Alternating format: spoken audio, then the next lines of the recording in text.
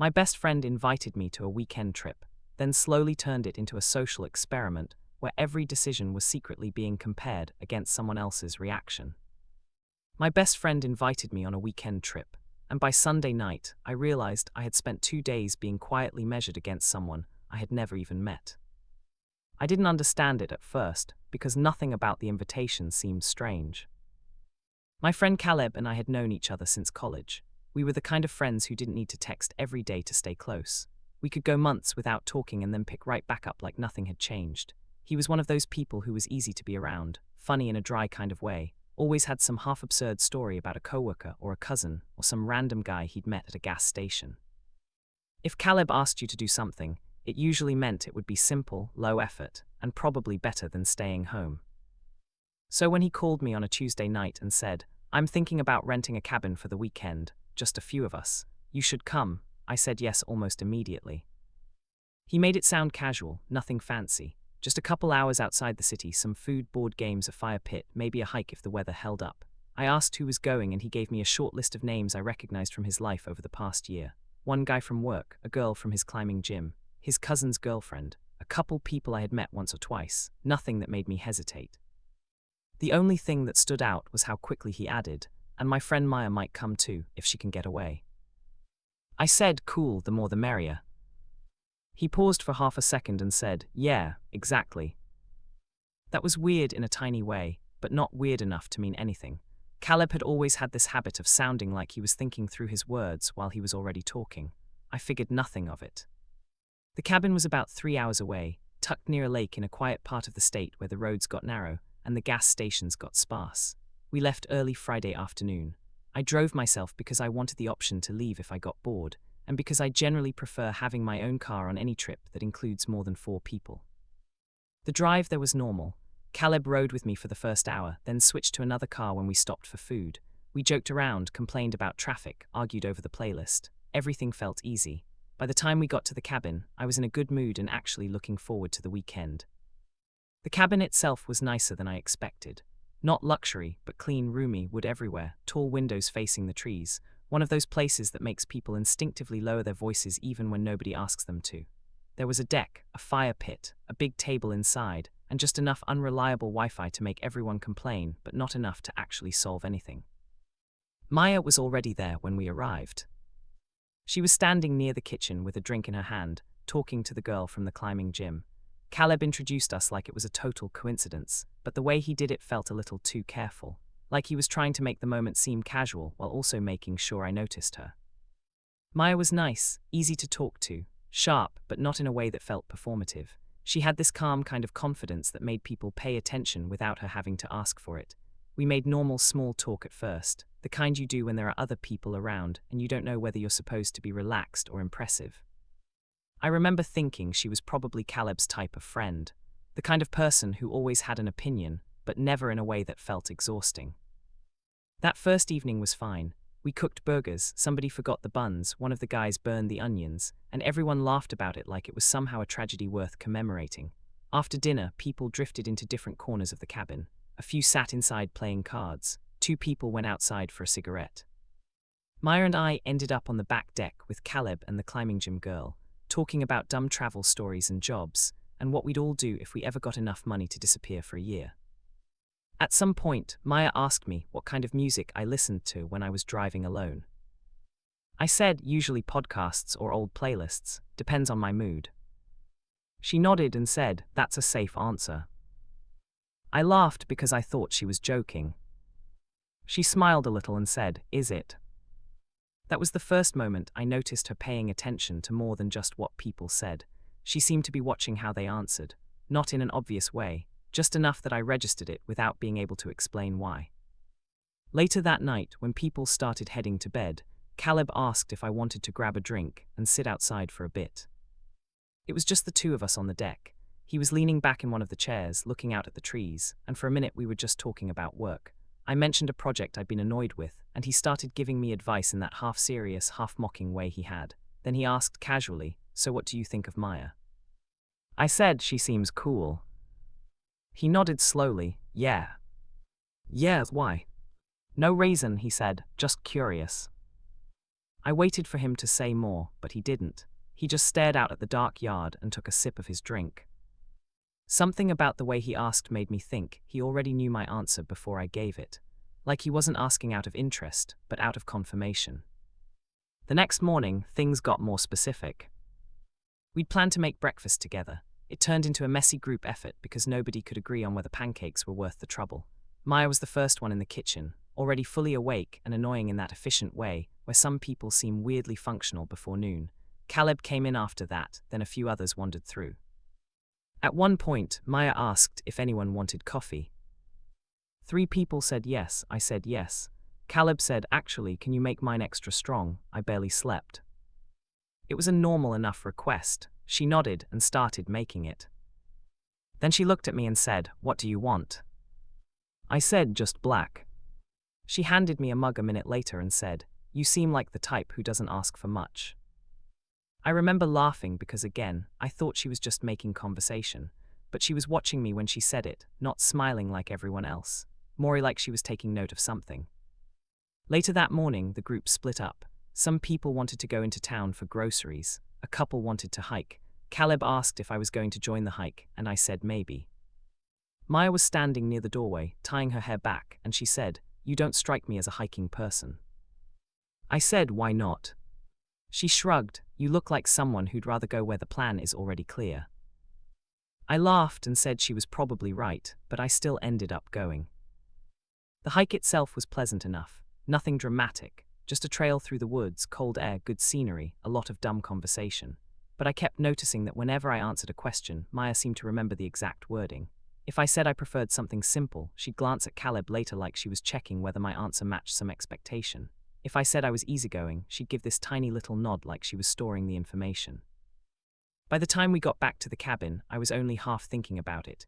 People were tired, a little sunburned, hungry again. Somebody wanted to nap, somebody else wanted to start a movie. Everything looked normal on the surface. Then Caleb pulled me aside while everyone else was inside. He asked, "Be honest, do you think Maya's into me?" I blinked, "What?" He laughed a little, "I'm serious." I told him I had no idea, that I'd barely spoken to her long enough to tell. He said, "That's not true." I looked at him, "What's not true?" "You've spoken to her plenty." I said, "Yeah, but that doesn't mean I know what she thinks." He smiled in this strange way and said, "You're being careful with your words." I didn't really know how to answer that, so I just said, "I'm trying to be accurate." That made him laugh harder than I expected. "See," he said, "exactly." I asked what that meant, but he waved it off and changed the subject. Still, the whole exchange left me with a weird feeling in my stomach. That evening we all sat around the fire pit. It had gotten colder, and everybody was half wrapped in blankets, half cradling drinks, looking more tired than social. The conversation kept shifting from one topic to another, and at some point I noticed Maya asking people questions that sounded casual but weren't really casual at all. Not, "What do you do for work?" but "How much of your life do you actually want other people involved in?" Not, "Do you like your job?" but "Would you rather be respected or liked?" Not, "Are you close with your family?" but "If you had to choose, would you protect your family's image or your own peace?" At the time, I just assumed she liked weird conversation prompts. I didn't realize yet that she was building something. And I definitely didn't realize Caleb was watching everything with that same careful attention. By the end of the night, one question in particular had stuck with me, though I couldn't say why. We were all sitting close enough to the fire to feel the heat, and Maya had asked the group, "What's something you judge people for more than you admit?" People gave the usual answers, being rude to servers, chewing loudly, talking about themselves too much. One guy said people who are constantly late because they think their time matters more than everyone else. Then Maya looked at me. I wasn't even sure she had meant to, but her eyes landed on mine and stayed there just long enough to make it feel deliberate. I said, "People who make everything into a test." The fire crackled. Nobody responded right away. Maya smiled like she'd heard exactly what she wanted to hear. Caleb looked down at his drink. And then Maya said, very lightly, "That depends on the kind of test." That was the first time I felt like the weekend was no longer just a weekend. Something else was happening. And I was pretty sure I was already in the middle of it. By the next morning, I was already starting to feel like I had missed some invisible memo. The cabin had gone quiet in that sleepy, half-disheveled way group trips do after the first night. Empty cups were scattered across the counter. Someone had left a blanket outside on a chair. One of the upstairs doors was still closed, probably because 2 people were napping in shifts and refusing to admit it. The sunlight coming through the windows made everything look more harmless than it felt. I came into the kitchen around 9 and found Maya alone, standing by the coffee maker with one hand resting on the counter. She was wearing an oversized sweatshirt, hair still slightly messy from sleep, and she looked calm in a way that somehow made me more suspicious. "Morning," she said. "It's morning." She nodded toward the coffee. "Want some?" "Yeah, thanks." She poured me a cup and slid it over without looking away from me. That was the thing with Maya. She didn't stare in the obvious way. She just held eye contact long enough to make you aware of yourself, not enough to be rude, just enough to make you wonder what she was noticing. I took the coffee and said, "Thanks." She leaned against the counter. "You seemed a little tense last night." I almost laughed, did I? "A little." I shrugged. Could have been the fire smoke. That made her smile. Could have been. It should have ended there, but it didn't. She took a sip of her own coffee and said, "You answer people carefully." I looked at her. That bad? "No," she said, "just interesting." I asked what that meant, but she only tilted her head and said, "It means you think before you speak." I said, "That's usually a good thing." "It can be," she said, "or it can be a way to avoid being known." That landed harder than it should have. I didn't know what to say, so I made the mistake of trying to laugh it off. "I'm not sure I'm that deep," I said. Maya smiled, but not in a teasing way, more like she was confirming something. People who say that usually are. At that moment, Caleb walked in. He looked from me to her and immediately did that thing where he pretends he's not noticing the energy in the room, even though he definitely is. He grabbed a glass, got water, and asked if anyone wanted to go into town later. Maya said she might. I said I didn't care either way. Caleb looked at me for a beat too long. "You don't care either way?" "Not really," I said. He nodded almost to himself. "Right." Then he walked out. I remember standing there after he left and thinking that the whole exchange had felt staged, even though none of us had said anything overtly strange. That was the frustrating part. Everything was still plausible. Nothing was so weird that I could point to it and say, "There, that's the problem." It was just a series of tiny moments that added up in a way I couldn't ignore anymore. Later that day, the group went into town for groceries and snacks. Maya ended up in the back seat with me because Caleb insisted on driving one of the other cars and because the seating arrangement worked out that way. It was a 20-minute ride, nothing dramatic, but it felt weird from the start. We were barely 5 minutes in when she asked, "Do you always keep your opinions to yourself until someone asks for them?" I glanced at her in the rearview mirror. "Is that what I do?" "I'm asking." "I don't think so." She crossed one leg over the other and looked out the window. "You do it a lot." I kept my eyes on the road. "You've known me for a day and a half. And in a day and a half, I've learned you don't like being pinned down." That made me laugh once quietly. "That sounds dramatic." "Maybe." Then she added, "You didn't answer the question." I said, "What question?" "Whether you hold back until people make the first move." I thought about telling her she was reading too much into things, but she had this calm, almost clinical way of asking that made pushing back feel like part of whatever game she was already playing. So I said, "I guess I try to read the room." "That's different." "Is it?" "Yes." I glanced at her again. "How?" "Reading the room means you're adaptable," she said. "Holding back means you're afraid of being judged."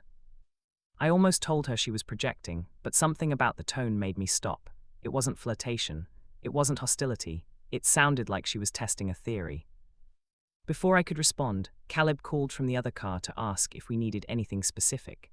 Maya answered for both of us, and the conversation moved on, but I stayed bothered by it for the rest of the drive. At the store, things got stranger in a subtle way.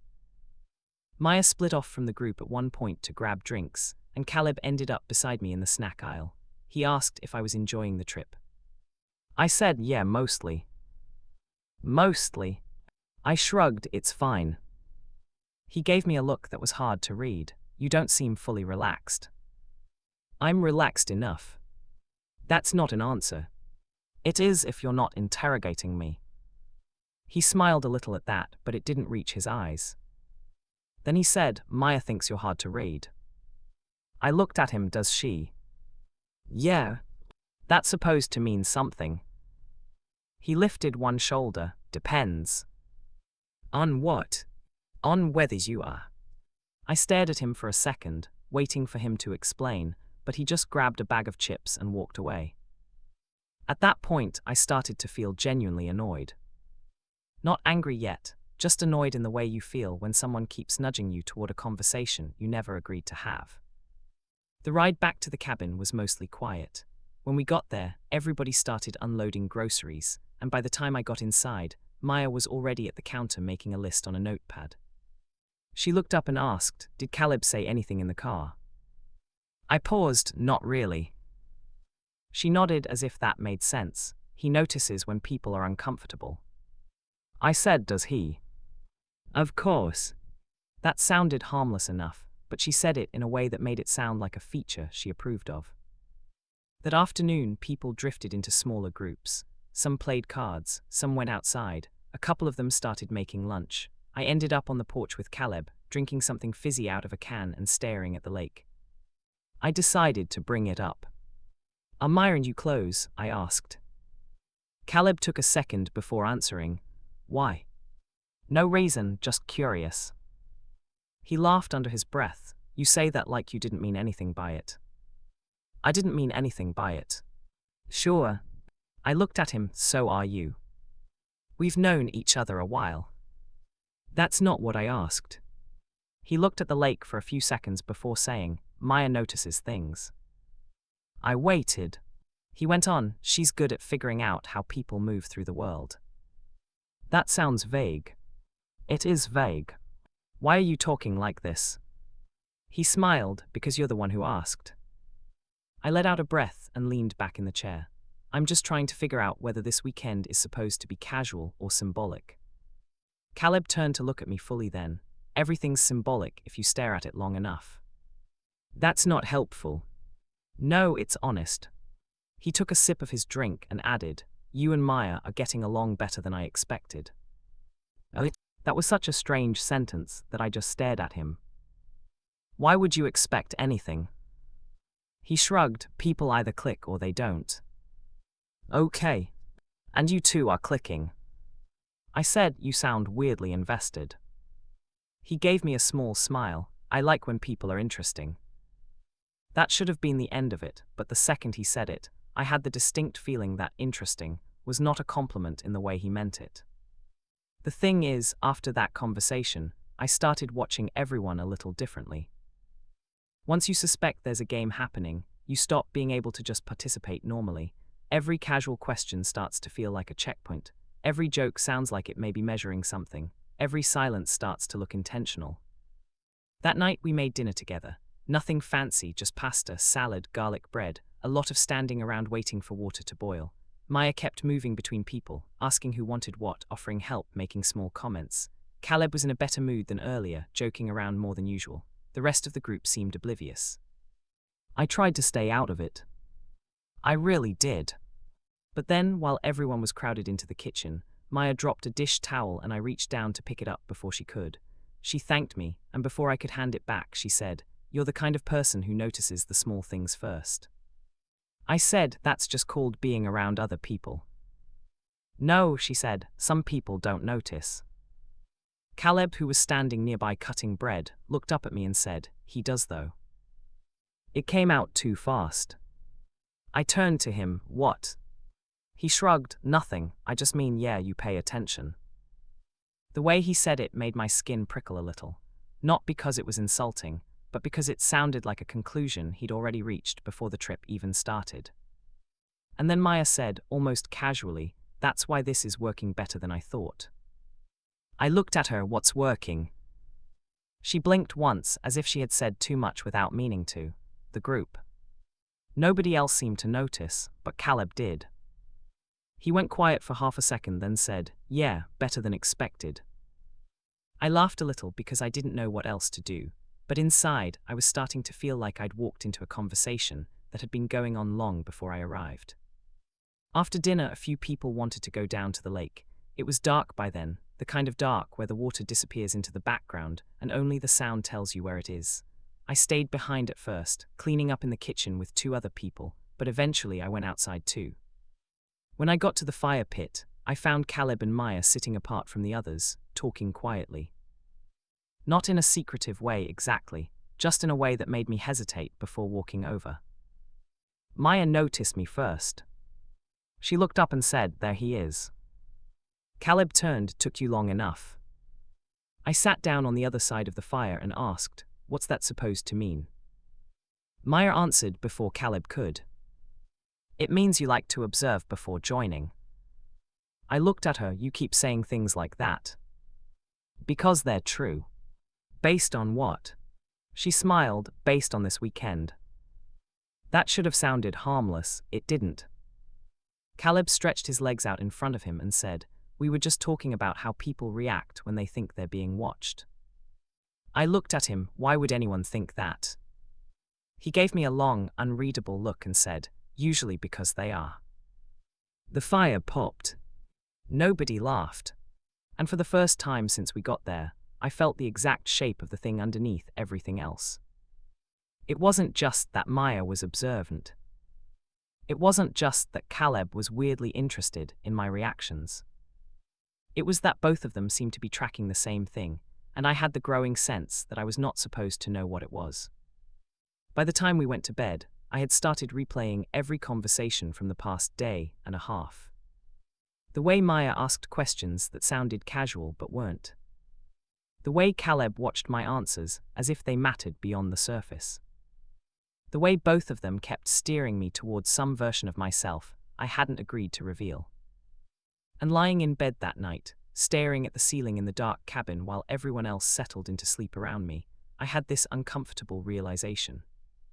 I was no longer just on a weekend trip. I was in the middle of something I hadn't been invited to understand. The next morning started with a mistake, so small I almost ignored it.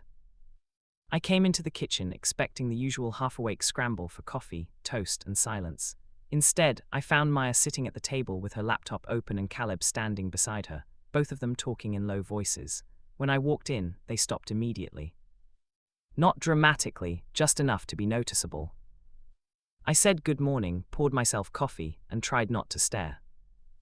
Maya looked up first and gave me that same calm expression she always wore, like she was already aware of whatever was going to happen before I was. Caleb was pretending to focus on a grocery receipt, which somehow made it worse. "You're up early," Maya said. "Could say the same thing," I replied. She smiled. "Could." That was it, no context, no explanation, just that one word and the feeling that I had interrupted something. A few minutes later, people started drifting in. Somebody was missing a phone charger. Somebody else wanted cereal and discovered there was no milk. The usual chaos. Caleb stepped outside to take a call, and Maya stayed at the table, tapping lightly on her laptop. I should have left it alone. Instead, I glanced at her screen. Not enough to read everything, just enough to notice rows, columns, a color-coded layout. One of those tables that screams organization in a way that makes your stomach tighten when you realize it isn't work-related. She noticed me looking. "Something wrong?" she asked. "Just curious." She closed the laptop halfway. "You really do say that a lot." I took my coffee and leaned against the counter. "You really do notice a lot." "That's not a crime." "No, just inconvenient." That made her laugh softly, like I had finally said something she found useful. Then she asked, "Do you ever think before you answer, or is it all instinct?" I looked at her for a second too long. "Depends on the question." "Interesting," she said. I hated how much she liked that word. Caleb came back in just then and the moment was gone, but not really gone, it just moved somewhere else out of sight. By late morning, the group had decided to split up for the day. Some people wanted to go into town for lunch and supplies. A couple of others wanted to stay back and relax. Maya suggested the lake trail again. Caleb said he was open to anything. One of the guys joked that we should all just vote and be done with it. That was when Maya said, "Actually, I think it would be better if we didn't all do the same thing." Nobody responded right away. She seemed to notice the silence and added, "People usually show you more of themselves when they're not in a group." It sounded like a harmless observation, but it landed in the room like a piece of dropped glass. Caleb nodded slowly, "True." I looked between them. Is this trip usually this philosophical? Maya smiled, "Only if you make it that way." I was about to say something back when one of the others cut in and suggested lunch first, because he was hungry and didn't care about whatever weird therapy vibe this had become. Everybody laughed, including me. But I noticed that Maya didn't. Instead, she watched us all laugh, and then looked at Caleb like she was confirming a result. That was the first time I got the feeling that we weren't just guests at a cabin anymore. We were participants. After lunch, I ended up alone with Caleb on the porch, while everyone else was scattered around the property. He was scrolling through his phone, and I was pretending to enjoy the view while actually trying to figure out whether I was imagining all of this. I finally asked, "What's going on with Maya?" He didn't look up. "What do you mean?" "Do you know what I mean?" He exhaled through his nose, like I was making him work harder than he wanted to. "She's just perceptive." "That's not what I mean." He lowered his phone and looked at me. "Then ask your actual question." I held his gaze. "Why does it feel like I'm being evaluated?" He was quiet for a second. Then he said, "Maybe because you are." That hit harder than I wanted it to. I stared at him. "By who?" He gave a small shrug. "That depends." "On what?" "On how you react." I let out a short laugh, mostly because if I didn't laugh, I might have sounded angrier than I wanted. "You're being ridiculous." "Maybe." "Caleb." He looked away toward the trees. "You always think you're being pretty direct, but you're actually very controlled." I didn't like how specific that sounded. "What does that even mean?" "It means you want to be seen a certain way," he said, "and that's not the same as being honest." I felt my face go a little warm. "So now you're psychoanalyzing me." He smiled faintly. "You notice the tone when you're uncomfortable." I didn't answer. Because that was true. And apparently he knew it. He stood up and said, "Come on, Maya wants to go down to the lake in 10. That sentence bothered me more than it should have. The way he said it made it sound less like an invitation and more like a scheduled step. So I went. At the lake, the afternoon looked normal from a distance. Sunlight on water, people standing around in swim shoes and folded sleeves, pretending to be more relaxed than they were. Somebody skipped a stone. Somebody else complained about getting sand in their socks. It all seemed ordinary enough that I almost talked myself out of being suspicious. Almost. Maya asked if I wanted to walk with her. I said yes because saying no felt more revealing than I wanted. We walked a little way from the others, just enough to make conversation private, but not enough to be strange. The trail curved along the waterline, and for a while neither of us said anything. Then she asked, "Do you ever feel like people expect you to be a certain version of yourself?" I glanced at her. "That's a loaded question." "Is it?" "You know it is." She smiled. "Maybe." I looked out at the lake. "Depends who's asking." "Does it?" "Usually." We walked a little farther. Then she said, "I think Caleb likes people who are consistent." I said, "That sounds like a him problem." She laughed once. "Maybe." She was quiet for a moment, then added, "But consistent doesn't always mean honest." I stopped walking for half a second, just long enough to turn and look at her. "What does that mean?" She kept walking, not looking back. "It means people often perform who they think they are." The sentence sounded rehearsed, not by her necessarily, more like something she had said before and would say again. I asked, "Is this all leading somewhere?" She turned then, just enough to look at me directly. "Does it need to?" I didn't answer, because I had a feeling that any answer I gave was already part of what she was looking for. When we got back to the others, Caleb was talking to one of the guys near the dock. He looked up at us and immediately said, "There you are." Something in his voice was too quick. Maya smiled. "We were talking." "I assumed," he said. There was a beat of silence after that. Not long, just enough. Then Maya asked, "Did you tell him what we were discussing?" Caleb gave a tiny laugh. "Why would I?" She looked at him for a second, and I could not tell whether they were flirting, arguing, or confirming a point only they understood. Then Caleb said, "Actually, I was wondering when you'd bring it up." That made me look from one to the other. Bring what up? Neither of them answered immediately. Maya folded her arms lightly, like she had all the time in the world, and Caleb glanced toward the cabin. Finally he said, "Nothing you need to worry about." That was the worst possible answer, because it obviously meant there was something. The rest of the afternoon got tense in a way that would have been invisible to anyone who wasn't paying attention.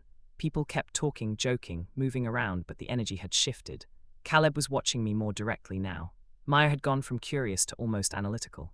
Every time I spoke, there was a slight pause afterward, like they were checking whether the answer matched whatever they expected. At one point, one of the other guests suggested we play a game. Cards, trivia, something easy. Maya agreed immediately. Caleb said, "Good idea." I said, "Sure." And Maya looked at me with that same tiny smile. "You always sound like you're giving permission, not opinions." I blinked at her. "What's that supposed to mean?" "It means you make yourself easy to include." I said, "That's a strange way to say I'm cooperative." "Not strange at all," she replied, "just accurate." The game turned into a weird kind of interrogation without anyone naming it.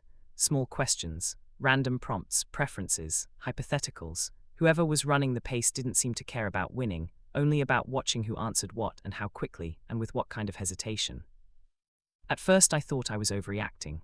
Then I realized Caleb and Maya were both watching the answers in a way that made the whole thing feel deliberate. One of the questions was about loyalty. Another was about confrontation. Another was about whether people should tell the truth, even when it makes the room uncomfortable. I answered each one normally, or at least I thought I did. But after every answer, Maya made this tiny mark on the pad she had brought with her from the cabin. I noticed it the third time. "Are you taking notes?" I asked. She looked up without flinching. "I like to remember things." "Like what?" She smiled. "Patterns." The room went a little quiet after that. One of the others laughed nervously and asked if this was some kind of psychology exercise. Maya said, "Only if you make it one." And Caleb, sitting across from me, added, "Maybe it always was." That was when it clicked. Not fully, not enough to understand the shape of it, but enough to know there was a shape. The trip wasn't random. The people weren't random. The questions weren't random. And the way Caleb kept checking my reactions, while Maya tracked the answers, made one thing increasingly obvious. I wasn't just there to have fun. I was there so they could see how I fit. By the time the sun started going down, I had the uneasy sense that the only person not following the script was me. And even that might have been part of it. By evening, the atmosphere at the cabin had changed so gradually that nobody could have pointed to the exact moment it happened, which somehow made it worse. The sun dropped behind the trees, and the light inside the cabin turned soft and orange, then grey, then the kind of dim that makes every face look slightly more serious than it really is. People were still talking, still laughing in bursts, still acting like it was just another laid-back weekend, but the energy had thinned out. Conversations lasted a little too long and ended a little too sharply. People kept glancing at each other and then looking away.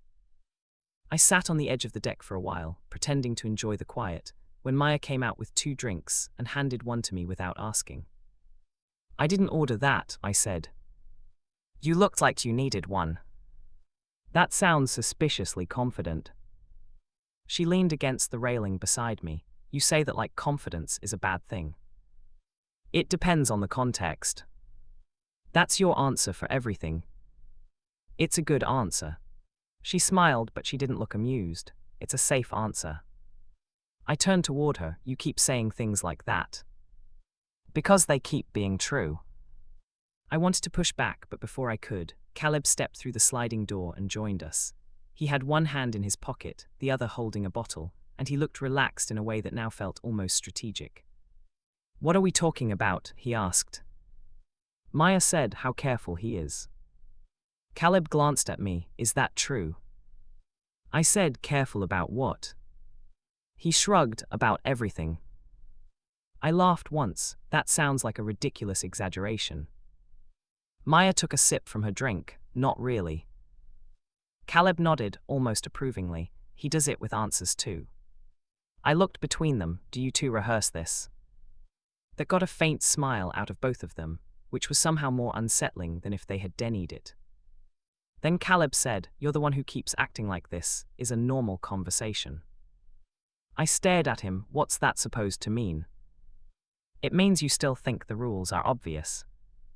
Maya looked out at the trees and said, they usually are. I stood up a little straighter. All right, you're both being weird. Caleb laughed under his breath. That's fair. But he didn't sound like he was backing down. He sounded like I had finally said the thing he wanted me to say. Inside the cabin, somebody was turning music on and off, never fully committing to a playlist. A few people were arguing over whether to start another game. Someone else wanted to make popcorn. It all sounded normal enough, but from where I stood outside, the whole place felt like a stage set waiting for the next cue. Maya noticed me watching the windows. You keep looking for the point where something changes, she said. I turned to her, maybe because something has changed. She didn't deny it. That was the first time all weekend she didn't try to redirect, soften, or make the moment playful. Instead, she said, you're more aware than you look. That should have sounded like a compliment. It didn't. Caleb set his bottle down on the railing and said, we should probably do the round. I frowned. The round. He looked at Maya, then back at me. You didn't think this was just a casual getaway, did you? I stared at him for a second. I said I thought it was a weekend trip. He gave a small smile, the kind that says a person already knows the answer but is asking anyway. And now? Before I could answer, Maya stepped in and said, now he's noticing. That made my stomach drop a little. Noticing what? I asked. Neither of them answered right away. Then Caleb said, that's the point. I looked from one to the other. What point? Maya folded her arms lightly and tipped her head toward the cabin. You really haven't figured it out yet. I didn't respond because I genuinely wasn't sure what the right response was supposed to be. Caleb watched me carefully. We wanted to see how different people act when the situation isn't fully explained to them. My first instinct was to laugh because it sounded too absurd to be real. But neither of them laughed. So I didn't either. What does that mean? I asked. Maya's expression stayed perfectly even. It means people reveal more when they have to make decisions without a script. I stared at her. You invited people here to test them. Caleb corrected, observe. Same thing. Not really, he said. I took a step back from the railing. You're serious. Maya said, we are. That word we landed harder than anything else so far. Because that made the whole thing feel organized, planned, prearranged, not a spontaneous little weirdness between friends, but a system that had existed before I arrived. I laughed once, sharp and disbelieving, and I'm supposed to just be fine with that. Nobody answered immediately. Then Caleb said, you haven't said no yet. That stopped me cold. What? He tilted his head. You keep asking questions, but you haven't actually left. I felt my face go hot. So what? That's the test. Maya looked at him instead of me, not the whole test. That was the moment I realized they were completely comfortable talking around me like I was part of a process instead of a person. I looked at the door to the cabin, then back at them. You both realize this is insane, right? Caleb laughed softly. That depends on what you thought you were signing up for. I signed up for a cabin weekend. And yet, Maya said, you stayed. I opened my mouth, then closed it again. Because she was right. I had noticed the tension, I had questioned it, I had felt the whole thing tilt off-center, and still I'd kept participating, kept answering, kept going along. That was the unsettling part. Not that they were observing me. That I had not yet forced myself out of the experiment. Inside, a shout went up from the kitchen. Somebody had spilled something. A laugh followed, then another. The group was still functioning normally enough to make the whole thing look impossible from the outside. Maya pushed away from the railing and said, "Come inside." I didn't move. She looked at me. "We haven't finished." "What does that mean?" "It means," she said, "you only think the weekend is about you trying to understand us." I stared at her. She continued, "It's also about whether you can handle being misunderstood without immediately trying to control the narrative." That sentence hit too close to something I didn't want to admit. Caleb watched me react, and I realized with a sick little twist in my chest that this was exactly the kind of thing they had been waiting for. Not anger, not fear. Recognition. I asked slowly, "How long has this been planned?" Maya looked toward the cabin and then back at me. "Long enough." That was all she gave me. Inside, one of the others called for me to come help with the food. The voice sounded cheerful, normal, oblivious. I almost went in just to break whatever hold the moment had on me. But Caleb spoke before I could move. "Look," he said, "quieter now, you don't have to like it, but you should probably decide something tonight." I frowned. "Decide what?" He held my eyes. "Whether you're the kind of person who walks away when the situation gets uncomfortable, or the kind of person who stays long enough to find out what's really going on." I should have told him that wasn't a fair question. Instead I said, "What if I'm neither?" Maya answered immediately. "Then we'll know something else." The way she said it was so calm, so sure, that I suddenly felt like the floor had shifted under me. Because now I understood the real shape of the game. It wasn't about whether I liked them.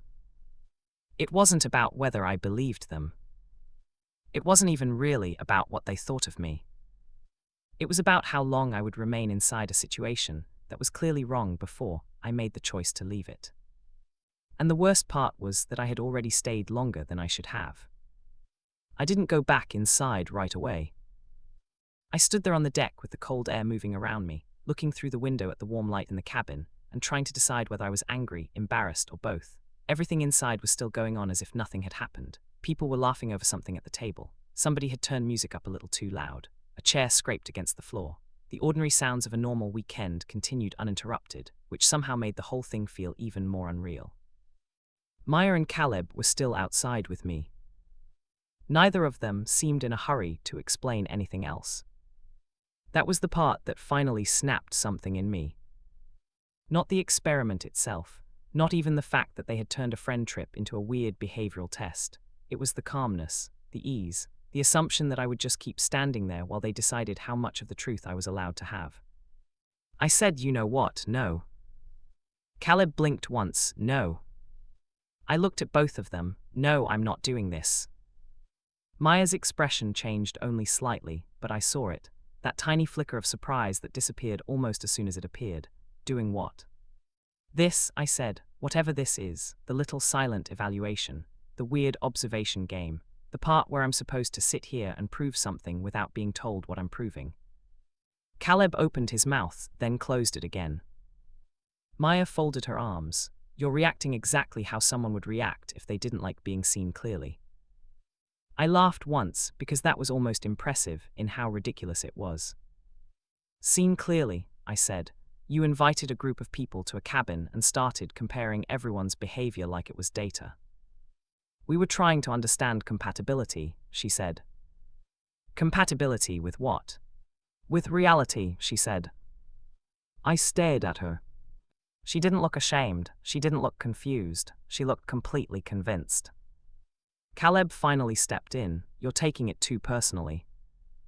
That was the wrong thing to say. I turned to him and said, "Of course I'm taking it personally, I'm the one being measured." "You're not the only one," he said. "Then why not say that up front?" He looked away. And that told me everything I needed to know. Because the truth was, they had said a lot without saying the actual thing. They had kept using language that made it sound abstract and harmless. Observation, compatibility, reactions, patterns, but it had all been designed to put people in positions where their behavior could be compared, ranked, and interpreted without their consent. I said, "So what was I supposed to do, exactly?" Maya answered, "Be yourself." I shook my head. That's not what you meant. She didn't deny it. I looked from her to Caleb and said, you wanted to see what I'd do under pressure. Caleb exhaled slowly, partly. Partly. He hesitated. Then he said, we wanted to see who doubled down, who got defensive, who got passive, who tried to perform. That made my stomach tighten, because it was so blatantly close to the questions they had been asking all weekend that I almost couldn't believe they were admitting it out loud now. I said, and what was I? Maya answered without hesitation. You were careful. I stared at her. She continued, you kept trying to decode the room instead of just being in it. You wanted clarity before commitment. That tells us something. Us, I repeated. Caleb nodded, yeah. And what exactly do you think you learned? He looked at me for a long second before saying, that you don't like being cornered. I almost laughed, but it came out flat. No kidding. Maya tilted her head, you're still doing it. Doing what? Turning every answer into a way out. That was when I realized there was no version of this conversation where I came out feeling understood. Every reaction I had was already going to be interpreted through the same lens they had built around it. If I got angry, I was defensive. If I stayed calm, I was detached. If I asked questions, I was avoiding. If I left, I was proving their point. It was the kind of setup that made the only winning move look like consent. So I did the one thing they clearly weren't expecting. I stopped arguing. I just nodded once and said, okay. That threw them off more than any anger would have. Caleb frowned slightly, okay. Yeah, I said, okay, you got your observation, congratulations. Maya looked at me like she was trying to figure out whether that response was genuine or strategic. It was both. I said, now I'm done. I went inside, grabbed my bag from the room, and started packing without checking whether anyone noticed. Half of the people in the cabin were still absorbed in whatever was happening at the table, and the other half didn't seem to register me moving around with purpose until I was already at the door. Caleb came in behind me, you don't have to leave. I slung my bag over one shoulder, I do actually. It's not that serious. I turned to look at him. That's exactly the problem. He took a breath like he wanted to explain, but then he didn't. Maya appeared in the doorway and said, you're walking away before you understand the point. I laughed because that was so perfectly her. No, I said, I understand the point just fine, I just don't respect it. That finally got a reaction out of her, not offense, not guilt, interest. Caleb said, you're overreacting. Maybe, I said, but I'd rather overreact to something weird than stay in it long enough to normalize it. Neither of them had a good answer for that. I walked out to my car while the air outside had gone fully cold. The trees were black shapes around the property, and the lake beyond them was just a dull reflection of the sky. I could hear voices from inside the cabin, the low murmur of people who had no idea a weird little social experiment had just ended for me in the middle of their weekend. When I got to my car, I paused with my hand on the door. Part of me expected one of them to follow me out. Part of me expected Caleb to apologize in some half-joking way. Part of me expected Maya to say something sharp and insightful that would make me doubt myself again. Neither of them came. And somehow that silence said more than anything else they had said all weekend. I drove home alone. The whole ride back, I kept thinking about the same thing in different forms. How long had this been planned? How many people had they done this with before? Was it always this subtle? Were they proud of it? Did they genuinely believe they were doing something useful? Or did they just like the feeling of control that came from watching people not realize they were being evaluated? By the time I got back to my apartment, it was past midnight. I left my bag by the door and sat on the couch in the dark for a while, too wired to sleep. The next day, Caleb texted me. It said, you left before we could talk. I stared at the message for a while before replying. I wrote there wasn't much left to talk about. He didn't answer for several hours. When he finally did, he sent, you were one of the more interesting responses. That made me laugh, but not because it was funny. I didn't reply. Maya texted me 2 days later, hers was shorter. She said, you saw the pattern faster than most. I read that message 3 times, and then deleted the conversation without answering. A week after the trip, I found out from someone else in the group that Caleb and Maya had done something similar before. Not identical, but close enough. Different people, different settings, same basic structure. Small group, casual environment, subtle questions, careful observation. They never called it a test to anyone's face. They called it seeing how people naturally operate. That phrase made me feel sick. Because it sounded thoughtful, harmless, even emotionally intelligent. But what they were really doing was collecting reactions from people who thought they were relaxing. I haven't gone on another trip with Caleb since then. We still know each other. Technically, we still exchange the occasional birthday text, the occasional meme, the occasional how, work, message that stays safely on the surface. But the friendship is different now. Once you find out someone sees you as a data point, it's hard to go back to feeling like they're just a friend. And the weirdest part is that I don't even think Caleb thinks he did anything that bad. I think he honestly believes he was just creating an environment where people would reveal their true selves. But what he really created was a room where nobody got to consent to the role they were playing. And once I understood that, leaving got very easy. Because some experiments are only interesting to the people who set them up. The rest of us are just trying to get back home,